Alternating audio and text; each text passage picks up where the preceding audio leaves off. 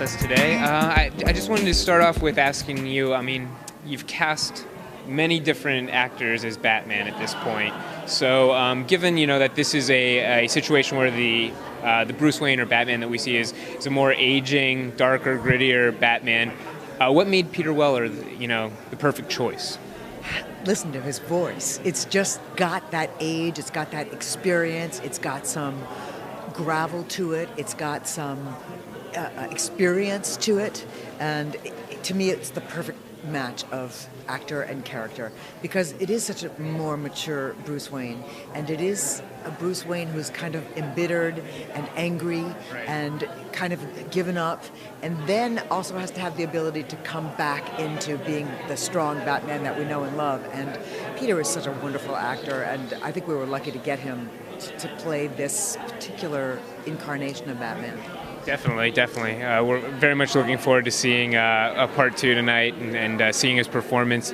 Now, as you mentioned, I mean, it is a darker, grittier tale than most of the DC animated films that have been done so far. Is it sort of the same process for you, or is there something specifically different about casting actors that are going to be in a darker, more gritty version of that world? Yeah, sometimes there are actors who are predominantly known for their comedy work that are appropriate for what we're doing. In this piece, I thought we needed people who were better known for their dramatic work. And I had just seen, as a matter of fact, not too long before we started talking about the casting on this, Peter's turn on Dexter. Okay. And it was like, I hope we have something that's just right. And then this piece came up, so it was like the perfect timing of having watched those Dexter episodes and then being able to use Peter on this.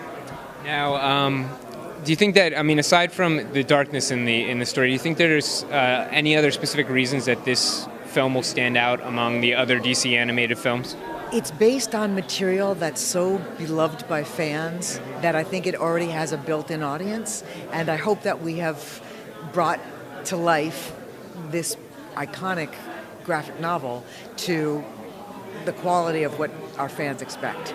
And so I do think it has the potential to really be a memorable piece. And they're all good. It's like children. Sure, yeah. You have to, you don't have your favorite child, but Right. This is a terrific piece. It's beautifully written. Bob Goodman is a wonderful writer, based on remarkable material.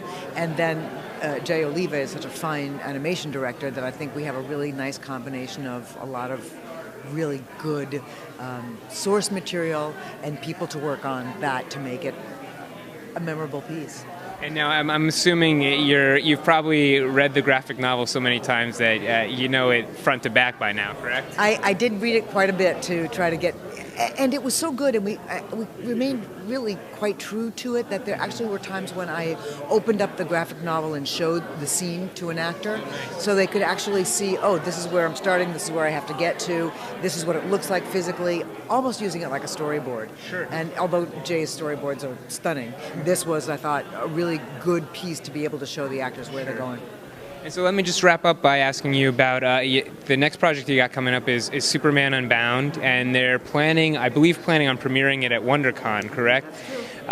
Is there any insight to what we can expect that you can tell our viewers? I can tell you this. I don't know how much I can say. I forgot to ask Gary before we started this interview, but you can always tell what television I'm watching, what television series I'm watching by the casting, because you'll suddenly go, well, she's been watching Dexter, she's been watching Firefly. I now believe I have gotten to the point where I've hired every actor who was on Firefly. I think maybe with the exception of one actor I may not have gotten to yet, but it's just, I get into that thing of I want to hire all those people.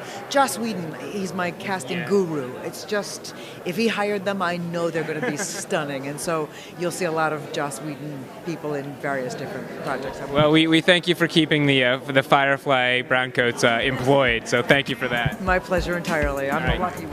Thank you for talking with us. My pleasure. Thank you.